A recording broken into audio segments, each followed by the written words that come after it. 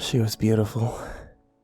Her hair gleamed in the sunlight with a seemingly incandescent radiance that one could only dream of achieving. Her body, perfectly proportionate, with curves and a fair bosom adorning her slender frame. Devoid of flaws, her brown skin was fair and soft. She walked with a sense of purpose, seemed to almost float against the ground, leaving nothing behind but the faint smell of roses. Out of all of her most excellent traits, none compared to her face. High cheekbones, strong jaw suggested the possibility of royalty in her family. Her eyes were dark and fierce, looking upon those who dared look back with a feeling of expectancy, an expectancy of obedience. That obedience was rarely met, however. Those who did look upon her were not keen to accept her advances. Even the ugliest of men, when they gazed upon her perfect features, muttered in disgust. They insulted her under their breath, claiming she was nothing more than a pretentious wench. Men of status and a certain handsomeness looked down upon her. Her beauty, which could attract the attention of the gods of her time, meant nothing to them. Their disdain for her was apparent, as whenever they saw her, she was met with jeering insults. Why, when she possessed this beauty, was she not favored among men? Surely they saw her elegant features, her promising hips, and her grace in movement. Was she not good enough for them? These were the questions she pondered.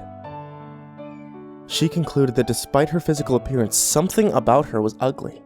She had no idea what, but she would try everything in her power to resolve it and finally take the hearts of men. Everything she changed about herself was all for naught. It seemed that no matter what she did, no man wanted her. More revealing outfits were appalling. More creative haircuts were infuriating. Perfect makeup was downright ghastly. Over time, she began to hate seeing her own face. She spent hours in front of her mirror, staring at her perfect nose, her perfect, luscious lips, her radiant hair. All she saw was an ugly hag. She ventured out into the world less and less, succumbing to her feelings of shame and anxiety, until there was nothing left but a beautiful hermit. At long last, she couldn't take it anymore. She knew there could only be one way that she could cleanse this curse. With a knife, she stabbed herself in the chest, feeling the sweet release of death. She would carry this burden no more. After death, there always remains a question. We wonder what could possibly possess a person to take their own life, especially someone with so many redeeming qualities. Perhaps.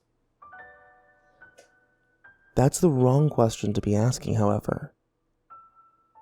Perhaps, instead, we should ask what the circumstances that led so much to tragedy were. Was it her view of herself that caused her to be unhappy? Or was it the view society imposed upon her that made her pick up the knife?